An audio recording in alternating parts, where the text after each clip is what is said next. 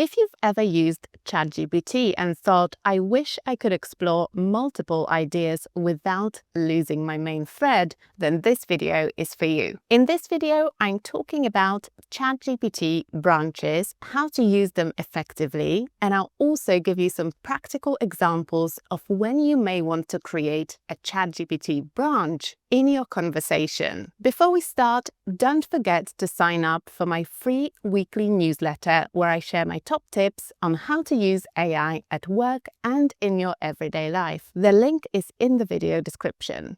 I'm sure you've noticed that when you use ChatGPT, it often gives you responses that end with a question. So for example, when I ask it, give me 5 title suggestions for an article about how to memorize new concepts effectively, it gives me the answer, but it also gives me a question at the end. So it wants to know whether it should make the titles more academic, SEO friendly, or catchy. And sometimes it's useful to take it up on this suggestion and say, yes, I want to do this. Sometimes you might want to say, no, do something else instead. But sometimes it's actually useful to explore both directions simultaneously. And that's where branches come in. So instead of continuing the chat in this window, we're going to click on these 3 dots that say more actions, and you're going to choose branch in new chat. So basically, this has opened an identical copy of your conversation in a new tab up here. So you can see you've got 2 separate tabs with exactly the same chat. So you haven't lost any progress, and you can just continue this conversation in 2 different directions at the same time. The benefit of doing this is that you can try a totally different idea without overwriting your progress, because you may be quite far along in your main conversation and you don't want to lose it. You just want to experiment a little bit in a different chat and compare different outcomes. It also allows you to keep your main thread clean so that you can do those experiments outside of it, and you can always come back to the main thread and continue your conversation there.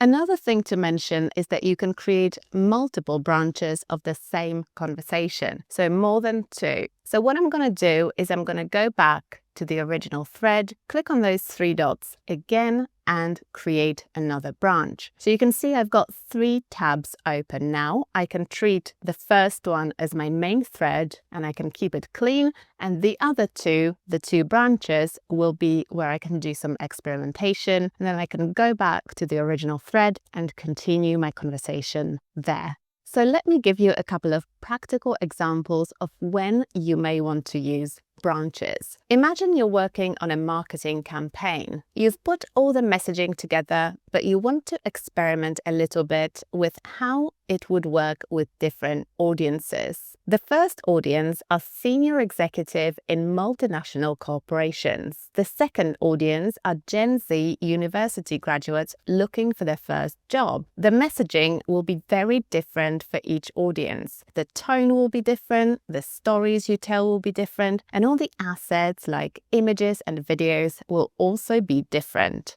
So I'm going to take my main chat where I've been working on the messaging for the campaign, and I'm just going to branch it into 2 additional tabs. So branch in new chat, and I'm going to branch the other one as well. And basically it's in the branches that I will be testing the messaging for the different audiences. So I'm then going to just go into each chat and give it separate instructions for each of the audiences. So I'm going to say adapt the messaging for an audience made up of Gen Z university graduates looking for their first job. And let's see what it comes up with. So it tells me that it should be bold, aspirational, and purpose-driven, aesthetically clean, and authentic. So here's the adapted messaging. And then I'm going to go into the other tab where I'm going to say, adapt the wording of the messaging to fit an audience made up of senior executives of international corporations. And again, it's adapting the tone. So I can do my experiments here and then go back to the original thread if I want to continue to work on the campaign.